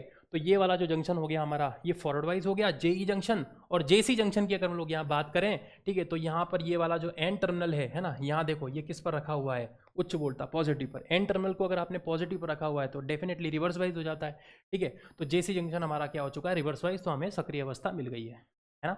चलिए, बेस और एमीटर के बीच का जो वोल्टेज होता है, ठीक है, उसको बोलते हैं वीबीई, है ना, बेस एमीटर वोल्टेज, ठीक है। जिस तरीके से कलेक्टर और एमीटर के बीच का जो वोल्टेज है वो क्या है, यहाँ पर वीसीई है ना, उसी तरीके से यहाँ पे बेस और एमीटर के बीच का जो वोल्टेज होगा, इन दोनों के बीच का जो वोल्टेज होगा, ठीक है, वो हो जाएगा आपका वीबीई, क्या हो जाएगा, वीबी, और यही हमारा इनपुट साइड है ना, यही हमारा कैसा है, इनपुट, ठीक है। आई बात समझ में। चलिए हम क्या करते हैं इसका जो इनपुट साइड है उसमें हम वो सिग्नल इसके अंदर लगाते हैं, ठीक है, जिसको हमने को क्या करना है, एम्पलीफाई करना है, ठीक है। तो बेसिकली एम्पलीफायर का काम क्या होता है बेटा, एम्पलीफायर का काम ये होता है, जैसे ये हमारा कोई एम्पलीफायर है, ठीक है, अगर हम लोग इसमें कोई बहुत छोटा सा इनपुट सिग्नल देते हैं, ठीक है, जिसकी स्ट्रेंथ बहुत नेग्लिजिबल होती है, जिसमें बहुत कम पावर होती है, ठीक है, तो ये बहुत लेस पावर का हमने यहाँ पर एक इनपुट सिग्नल दिया, देख सकते हो कितनी कम पावर है इसकी, ठीक है। आई बात समझ में। जैसे ही वो एम्पलीफायर से पास होता है तो एम्पलीफायर क्या करता है, इसको बूस्ट अप कर देता है, मतलब इसमें एनर्जी दे देता है ना, इसको पावर बना, इसमें पावर जो है वो ज़्यादा डेवलप कर देता है इसके अंदर, ठीक है, तो इसको पावरफुल बना देता है, ठीक है। तो ये बूस्ट अप कर देता है इसको, इस तरीके से पावरफुल सिग्नल बन, तो यही काम हमारा एम्पलीफायर, ठीक है ना। मतलब कमजोर सिग्नल को कैसा बनाना, शक्तिशाली बनाना, यही हमारा किसका काम, एम्पलीफायर। तो यहां देख सकते हैं ये हमने यहाँ पे निवेशी सिग्नल दिया, हमारा इनपुट सिग्नल, ठीक है, उसकी वोल्टेज कैसी है, बहुत कम है, ठीक है, तो इसकी स्ट्रेंथ बहुत लो है। तो लो स्ट्रेंथ इनपुट सिग्नल को हम लोग जब यहाँ पे देते हैं, ठीक है, तो एम्पलीफायर इस सिग्नल को क्या करता है, एम्पलीफाई करता है, और एम्पलीफाई करने के बाद में यहाँ पे देख सकते हो ये हमारा आउटपुट सिग्नल मिला, और आउटपुट सिग्नल देखो हमें कैसा मिला है, अच्छा खासा एम्पलीट्यूड इसका मिला, ठीक है ना।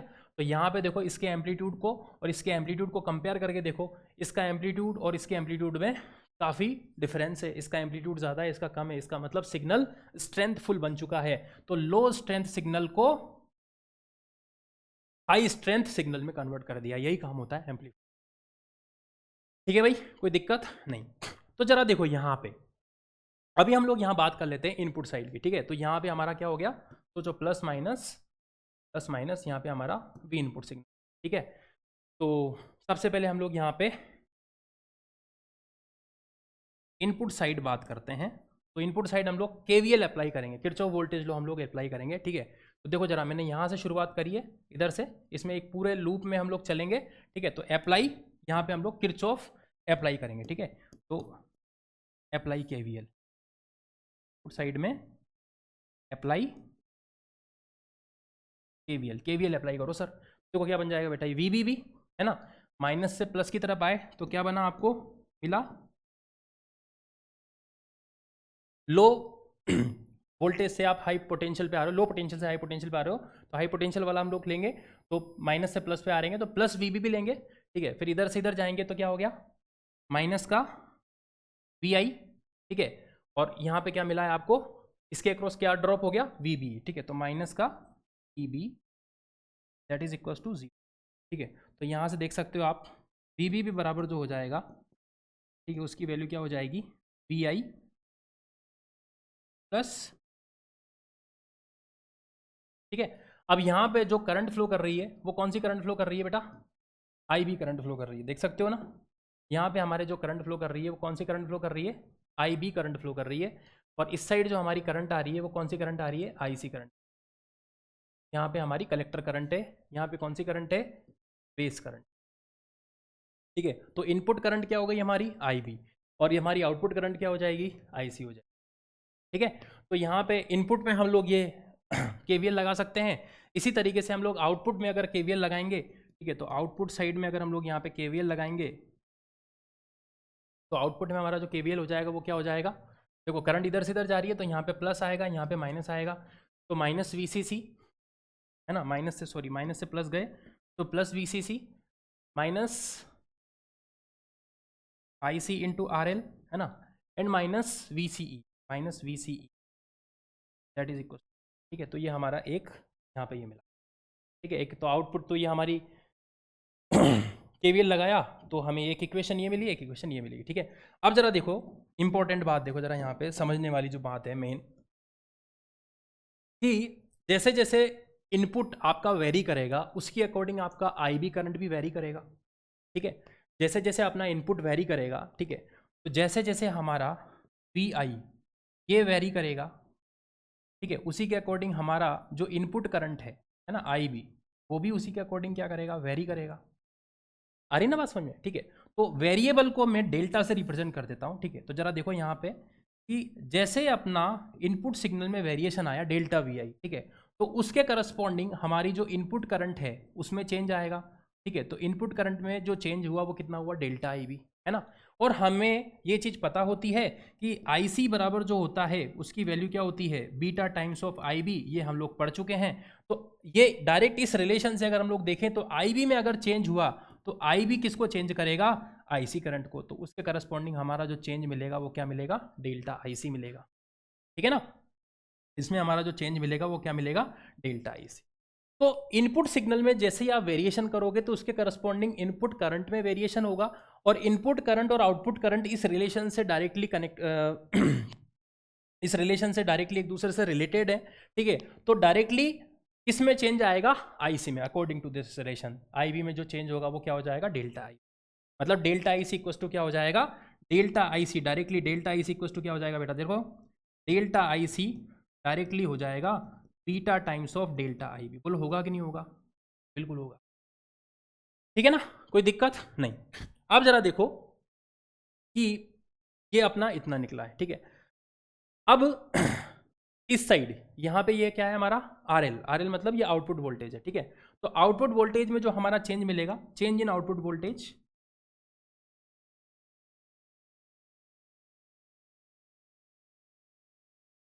चेंज इन आउटपुट वोल्टेज है ना, उसको हम लोग लिखेंगे डेल्टा वी आउट। हमें बताया कि डेल्टा आईसी में अगर चेंज हुआ है, आउटपुट करंट में चेंज हुआ है, तो आउटपुट वोल्टेज भी हमारा चेंज होगा। और आउटपुट वोल्टेज हम जो ले रहे हैं वो इसके अक्रॉस ले रहे हैं बेटा, किसके अक्रॉस ले रहे हैं, ये, इसको आप यहाँ से हटा दो, इसको डायरेक्टली ऐसे कनेक्ट करो, ठीक है। निर्गत वोल्टेज हमारा किसके अक्रॉस मिल रहा है, आर एल के अक्रॉस मिल रहा है, ठीक है। तो ये हो जाएगा हमारा डेल्टा आई सी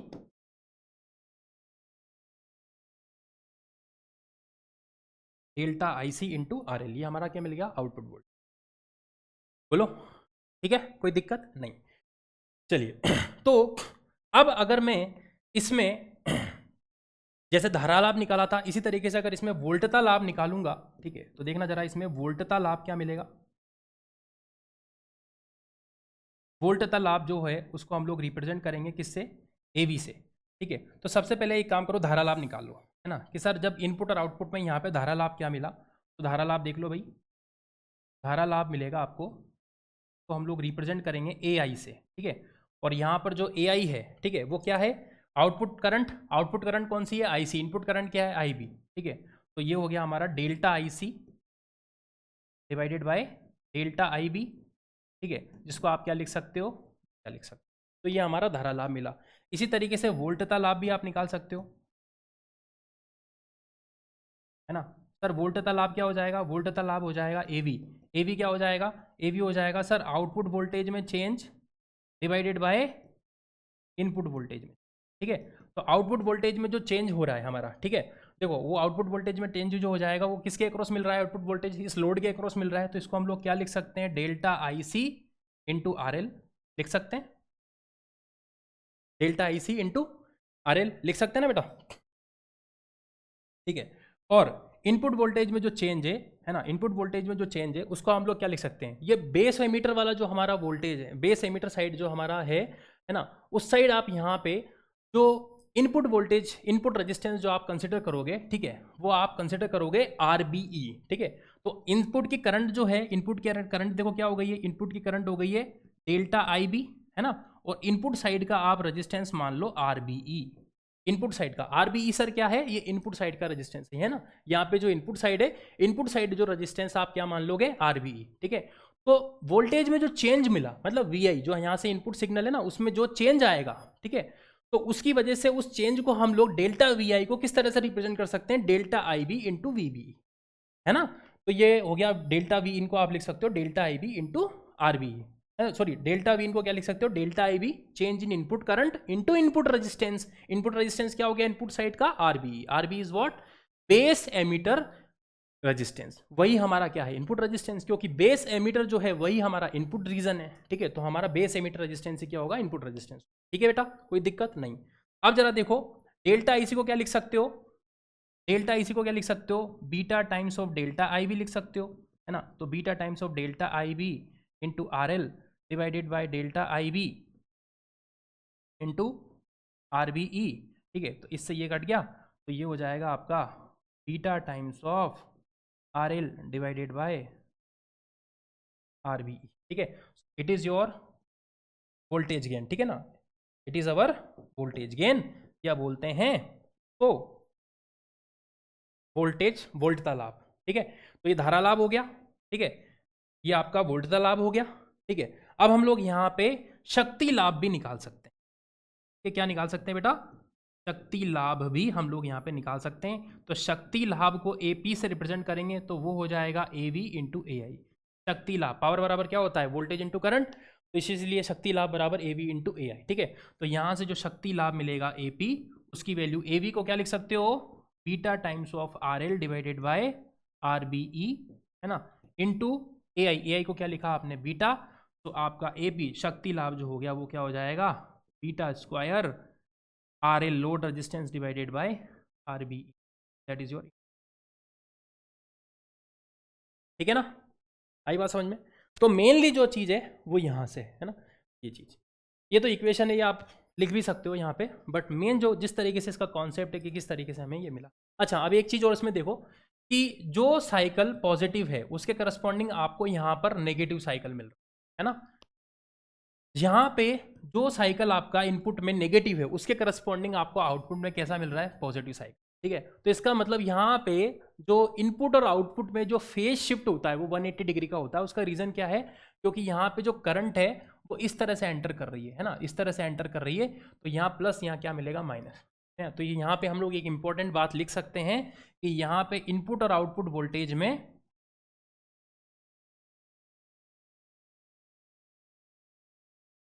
यहाँ पे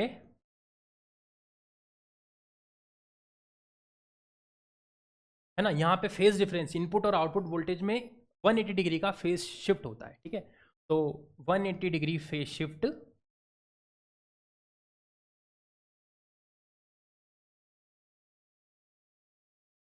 बिटवीन इनपुट एंड आउटपुट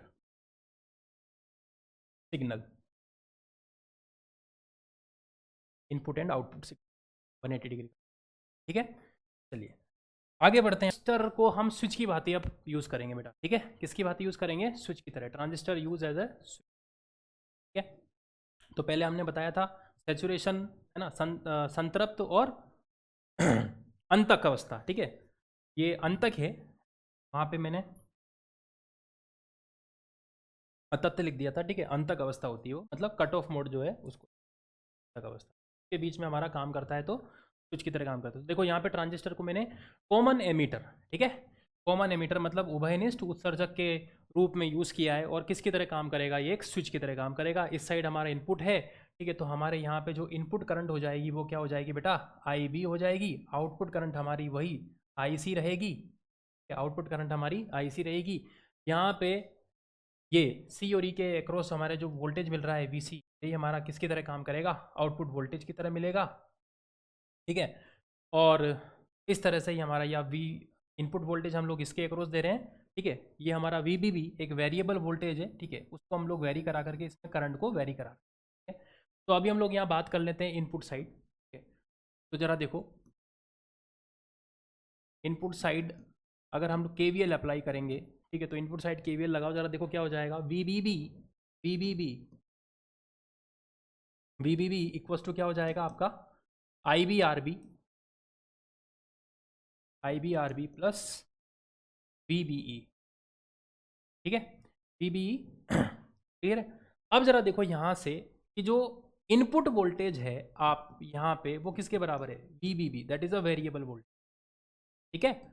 अब सोचो कि हमने जो VBB है उसकी वैल्यू अगर हमने 0.7 वोल्ट से कम रखी है ना, 0.7 वोल्ट से हमने कम रखी है, ठीक है। सिलिकॉन, और ये ट्रांजिस्टर जो है हमारा वो सिलिकॉन के ऊपर बना हुआ है ना, मान के चलो किससे बना हुआ है? सिलिकॉन सेमीकंडक्टर से मिलके बना हुआ है, ठीक है। तो 0.7 वोल्ट कट इन वोल्टेज होता है किसके लिए? सिलिकॉन के लिए। जर्मेनियम के लिए 0.3 वोल्ट होता है, ठीक है, आप पढ़ सकते हैं इस चीज़ को। तो VBB की वैल्यू अगर 0.7 वोल्ट से कम है, ठीक है, अब हमें पता है कि VBB IBRB प्लस VB में मिल रहा है, ठीक है। तो अगर VBB इनपुट वोल्टेज को ही आप अगर 0.7 वोल्ट से कम रखोगे तो डेफिनेटली ये चीज़ तो मिल गई। ये तो कॉमन सेंस वाली बात है कि सर VBE जो होगा it is also less than 0.7 volt. अगर बेस एमीटर जंक्शन का बेस एमीटर जंक्शन मतलब जेई जंक्शन के अक्रॉस वोल्टेज 0.7 वोल्टेज से अगर कम है, ठीक है, तो डेफिनेटली हम बोल सकते हैं कि जेई जंक्शन कैसा हो जाएगा? रिवर्स बाइज हो जाएगा। जेई जंक्शन रिवर्स बाइज हो जाएगा तो IB करंट क्या हो जाएगी? जीरो हो जाएगी। और IB करंट अगर जीरो हो गई तो according to relation IC equals to क्या होता है? IC into beta into IB, हमारी ये वाली जो करंट है ये भी क्या हो जाएगी? जीरो हो जाएगी। आ रही बात समझ में? चलो, तो अगर हम लोग यहाँ पे अब आउटपुट साइड की अगर बात करें, देखो जरा आउटपुट साइड अगर मैं KVL लगाऊं, तो आउटपुट साइड अगर KVL लगाएंगे तो VCC है ना, VCC यहाँ से करंट ऐसे फ्लो कर रही है प्लस माइनस, है ना, तो VCC बराबर क्या हो जाएगा? या VCC minus IC into RC minus VCE बराबर क्या हो गया? जीरो। तो यहाँ से VCE जो हो गया, VCE ये किसके बराबर हो जाएगा? VCC माइनस ICRC के बराबर हो जाएगा। बोलो सही है? ठीक है सर। अब जरा देखो इस केस में IC हो गई आपकी जीरो, है ना, सिंस IC जीरो हो गई तो VCE जो हो गया वो किसके बराबर मिल गया आपको? VCC के बराबर मिल गया, ठीक है। इसका मतलब जो आपका आउटपुट वोल्टेज था, है ना, आउटपुट वोल्टेज देखो किसके बराबर है? आउटपुट निर्गत वोल्ट था VCE के बराबर है, निर्गत वोल्ट था किसके बराबर है? VCE के बराबर है। और it will B find VCC, ठीक है। तो अगर हमें आउटपुट वोल्टेज VCC के बराबर मिल रहा है, ठीक है, तो हमारा यहाँ पे ट्रांजिस्टर एक खुले स्विच की भांति काम करता है। की भांति काम करता है बेटा? खुले स्विच की भांति। सर ये थोड़ा समझा देंगे? तो जरा देखो समझ लो। मान के चलो हमारे पास ये कोई बैटरी है 10 वोल्ट, ठीक है, ये इसका इंटरनल रेजिस्टेंस हो गया, है ना। अब सोचो ये दो पॉइंट्स हैं, इनके बीच में हमने एक स्विच लगाया हुआ है, क्लियर है। यहाँ पे ये 2 वोल्ट का 2 एम्पियर का हमारा कोई रहा होगा रेजिस्टेंस।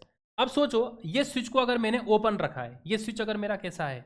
ओपन है, ठीक है। तो इसके टर्मिनल ए और बी के अक्रॉस जो मुझे वोल्टेज मिलेगा, बताओ जरा वो वोल्टेज किसके बराबर होगा? इसमें तो हमारा कोई भी ड्रॉप होगा नहीं, क्योंकि करंट ही इस केस में ओपन स्विच है तो करंट ही जीरो है। करंट जीरो है तो 2 में कोई भी करंट फ्लो नहीं करेगी, तो कोई भी ड्रॉप नहीं होगा।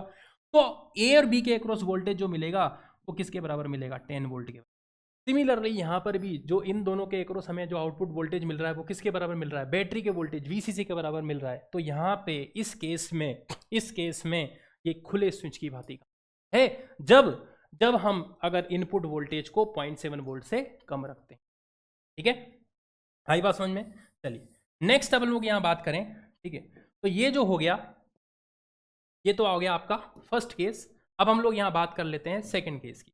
सेकंड केस में मैंने अगर वी की वैल्यू अगर 0.7 वोल्ट से ज़्यादा रखी, ठीक है, वीबीबी की वैल्यू क्या रखी? 0.7 वोल्ट से ज़्यादा ली है। ठीक है, और इस तरह से हमने वीबीबी की वैल्यू ली है कि बेस एमीटर जो जंक्शन है हमारा वो कैसा हो जाए? फॉरवर्ड वाइज हो जाए। ठीक है, मान के चलो इस केस में जेई जंक्शन कैसा हो जाएगा आपका? फॉरवर्ड वाइज हो जाएगा उसकी। ठीक है, तो बेटा आई बी नॉन जीरो होगी। आई बी अगर नॉन जीरो होगी तो आई सी भी कैसी होगी? नॉन जीरो होगी। ठीक है, और आई बी और आई सी अगर दोनों कैसी है? नॉन जीरो है। ठीक है, तो इस केस में आप देख सकते हो जेई जंक्शन फॉरवर्ड वाइज है तो जेसी जंक्शन भी क्या हो जाएगा? फॉरवर्ड वाइज हो जाएगा। यहाँ पे आप देख सकते हो यहाँ पे आई बी भी जीरो है और आई सी भी जीरो है। ठीक है, तो जेई जंक्शन और जेसी जंक्शन दोनों ही कैसे हैं? रिवर्स वाइज है। ठीक है, यहाँ पर जेई और जेसी जंक्शन भी फॉरवर्ड वाइज है और जेसी जंक्शन भी कैसा हो गया? फॉरवर्ड वाइज हो गया। ठीक है, तो यहाँ पे इस केस में जो हमें आउटपुट वोल्टेज मिलेगा,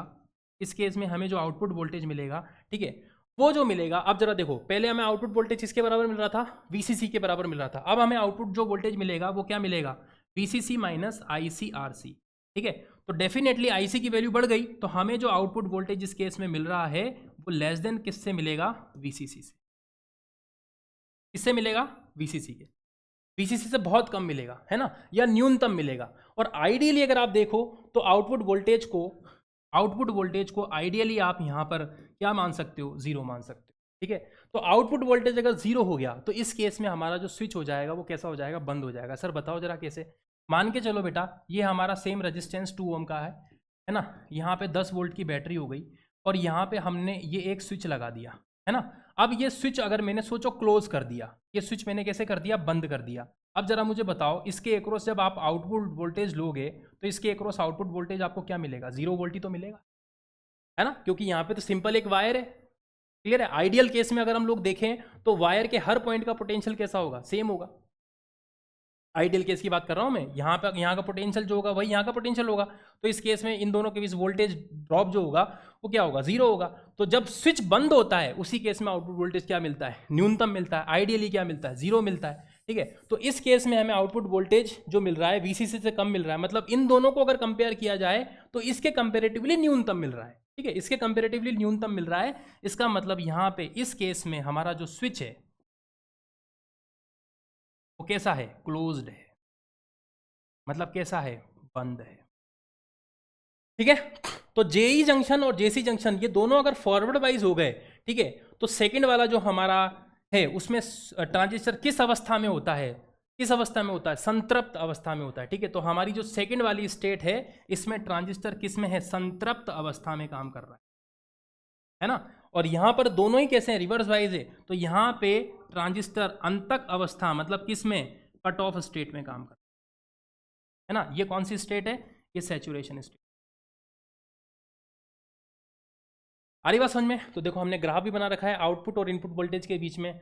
अगर आउटपुट वोल्टेज आपके वीसीसी के बराबर है, मतलब ज़्यादा मिल रहा है, जरा देखो, ठीक है, तो वहाँ से वहाँ तक कौन सी अवस्था है? अंतक अवस्था है। ठीक है, और जब हमारा आउटपुट वोल्टेज यहाँ से यहाँ तक जो देखो कैसा है? न्यूनतम है। ठीक है, देख सकते हो ना, यहाँ पे आउटपुट वोल्टेज हमारा कैसा मिल रहा है? बहुत न्यूनतम मिल रहा है। तो ये कौन सी अवस्था में काम कर रहा है? संतृप्त अवस्था। ठीक है, तो अंतक और संतृप्त इन दोनों अवस्था के बीच में ट्रांजिस्टर किसकी तरह काम करता है? स्विच की भांति काम करता है। इन दोनों के बीच की ये वाली जो स्टेट है ये हमारी एक्टिव स्टेट। ये कैसी स्टेट है? हमारी एक्टिव स्टेट है, सक्रिय अवस्था, जिसमें ट्रांजिस्टर का यूज हम लोग एम्पलीफायर। ठीक है भाई, तो इस तरह से अगर हम लोग इनपुट वोल्टेज को 0.7 वोल्ट से कम लेते हैं तो ये ट्रांजिस्टर किसकी तरह काम करता है? यहाँ पे ट्रांजिस्टर खुले स्विच की भांति काम करता है, ठीक है। और अगर सेकंड केस में हम लोग इनपुट वोल्टेज को 0.7 वोल्ट से ज़्यादा लेते हैं तो यहाँ पे हमारा ट्रांजिस्टर एक बंद स्विच की भांति काम, ठीक है।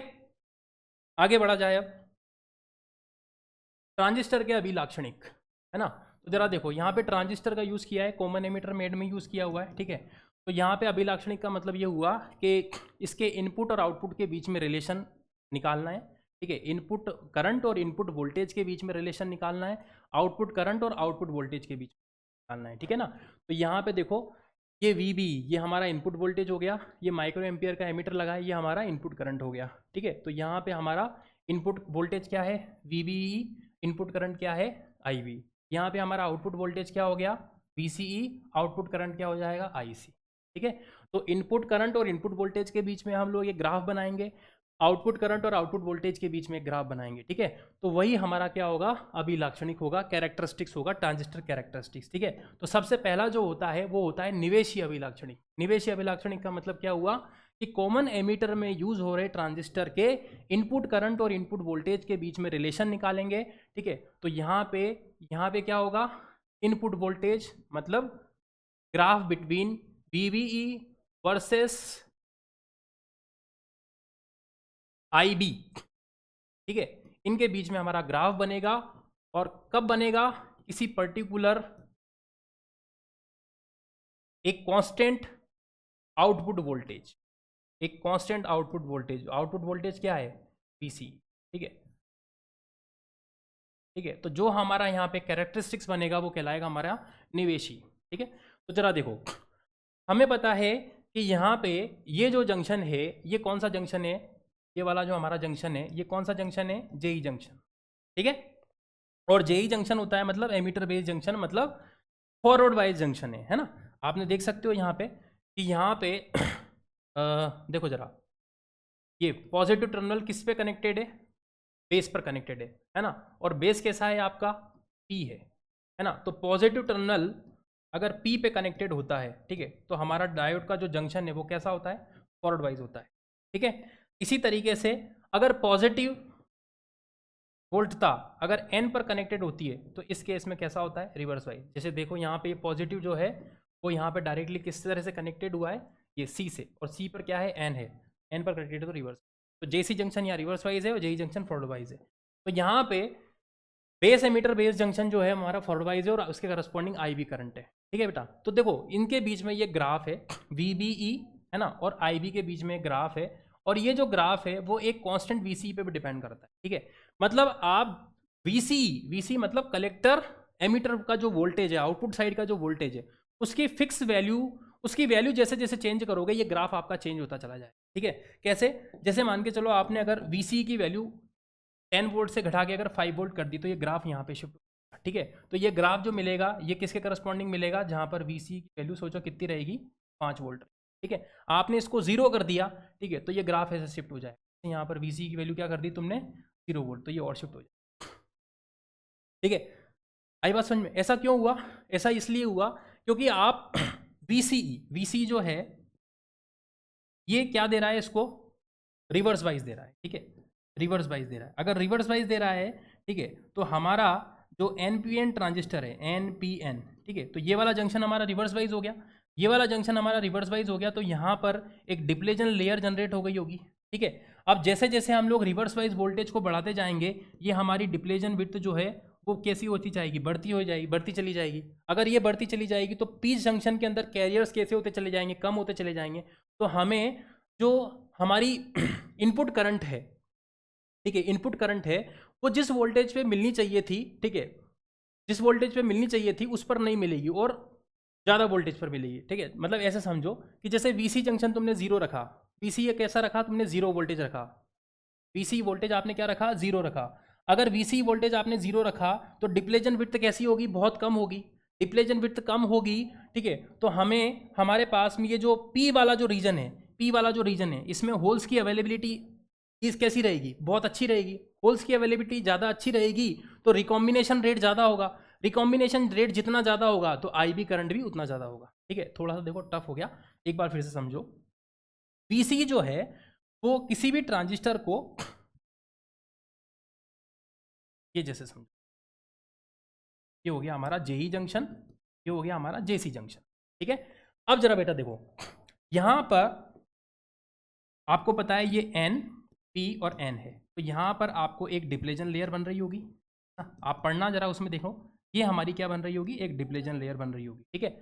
अगर बेटा आप यहां से VC की वैल्यू को अगर बढ़ाते हो, VC की वैल्यू जैसे बढ़ाते हो तो डिप्लेजन लेयर भी बढ़ती है। डिप्लेजन लेयर अगर बढ़ती है तो होल्स की अवेलेबिलिटी जो होती है ना, वो क्या हो जाती है, कम हो जाती है। अगर होल्स कम हो जाएंगे तो IV करंट भी कैसी हो जाएगी, कम। ये मेन कॉन्सेप्ट होता है, ठीक है। तो अगर आपने VC कितना रखा 10 वोल्ट, तो आपको जो करंट चाहिए है ना, वो 0.6 वोल्ट जब आप VB वोल्टेज अप्लाई करोगे तब जाकर के मिलेगी। अगर आप VC की वैल्यू कम करते जाओगे तो होल्स की अवेलेबिलिटी बढ़ जाएगी, तो जो चीज़ आपको 0.6 पर मिल रही थी वही चीज़ आपको 0.4 पर मिल जाएगी। तो देखो VC की वैल्यू में 5 वोल्ट अगर कर दूंगा तो मेरा यहाँ पे कट इन वोल्टेज 0.4 पे ही मिल गया, मतलब करंट यहीं से ही ज़्यादा फ्लो होना शुरू हो गई। इसी तरीके से अगर मैं इसको 0 कर दूंगा तो 0.2 वोल्ट पर हमें क्या मिल जाएगा, इनपुट करंट मिल जाएगा, ठीक है। आई बात समझ में? तो ये निवेशी होता है। इसके बाद में नेक्स्ट होता है हमारा निर्गत। निर्गत अभिलाक्षणी। निर्गत अभिलाक्षणी में क्या होता है, आउटपुट वोल्टेज है ना और आउटपुट करंट के बीच में ग्राफ होता है at constant input quantity. At constant input quantity यहां पर क्या है, इनपुट करंट IV, ठीक है। तो यहां पे जो ग्राफ होगा बिटवीन आउटपुट वोल्टेज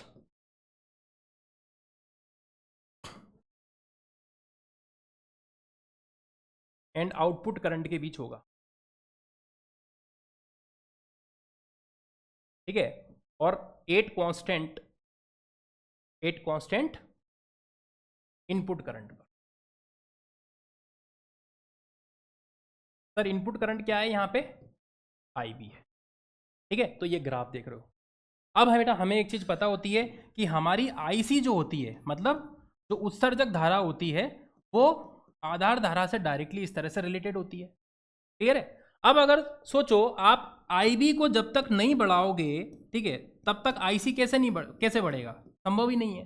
तो जैसे जैसे आप IB बढ़ाओगे वैसे वैसे आपका IC बढ़ेगा, ठीक है। तो आप सोचो, आप कोई भी IB को फिक्स कर दो, मान के चलो मैंने IB को कितना फिक्स कर दिया, 10 माइक्रो एम्पियर। तो IB की वैल्यू अगर मैंने 10 माइक्रो एम्पियर फिक्स करी तो VC और IC के बीच में अगर हम लोग यहाँ पे ग्राफ बनाएंगे, ठीक है, तो देखो इस तरीके से ग्राफ बनेगा कि थोड़ी देर तक तो VC के बढ़ाने पर IC बढ़ेगी, ठीक है। देखो VC में बढ़ाता जा रहा हूँ, VC बढ़ाता जा रहा हूँ, IC मेरी बढ़ती जा रही है। बट एक स्टेट में ऐसा आएगा, आप कितना भी VC को बढ़ा दो, आपकी IC कांस्टेंट हो जाएगी।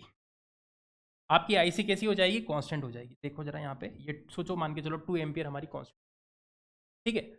पर जब आपने क्या रख रखा है, 10 माइक्रो एम्पियर, जैसे ही आप IB को इंक्रीज कर दोगे, तो आपका IC भी इंक्रीज हो जाएगा, ठीक है। तो अब हमारा ग्राफ जो है वो नया हो जाएगा, नया शिफ्ट हो जाएगा। मान के चलो अब हमारा ग्राफ, जैसे आपने IB को चेंज कर दिया, कितना कर दिया, 20 माइक्रो एम्पियर, तो अब हमारा जो है ग्राफ ये वाला हो जाएगा। क्यों, क्योंकि IB जो IC किस पे डिपेंड करती है, IB पे डिपेंड करती है। अब IB बढ़ गया तो IC भी बढ़ जाएगा, ठीक है। तो इस तरीके से देख सकते हो आप, जिस तरीके से आपकी IB बढ़ रही है उसी के अकॉर्डिंग आपकी IC भी ऊपर ऊपर शिफ्ट होती चली जा रही है। देख सकते हो आप यहाँ से, इस तरीके से हमारी यहाँ पे IC भी शिफ्ट होती चली,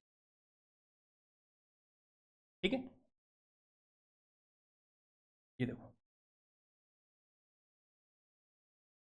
जैसे जैसे आपका IB बढ़ रहा है वैसे वैसे हमारा IC भी। तो कहने का मतलब यहाँ पे ये हुआ कि आउटपुट क्वांटिटी कंट्रोल कर रही है किसको, इनपुट क्वांटिटी को, है ना। सॉरी, इनपुट क्वांटिटी जो है, इनपुट क्वांटिटी मतलब बेस करंट, किसको कंट्रोल कर रही है, आउटपुट करंट को, आउटपुट क्वांटिटीज। इसी तरीके से ये निवेशी जो है, इसमें क्या है, इसमें आउटपुट क्वांटिटी किसको कंट्रोल कर रही है, इनपुट करंट, इनपुट क्वांटिटीज, ठीक है। तो इस तरह से बेटा हमारा यहाँ पे ये पूरा टॉपिक कंप्लीट होता है, ठीक है। थैंक यू, धन्यवाद।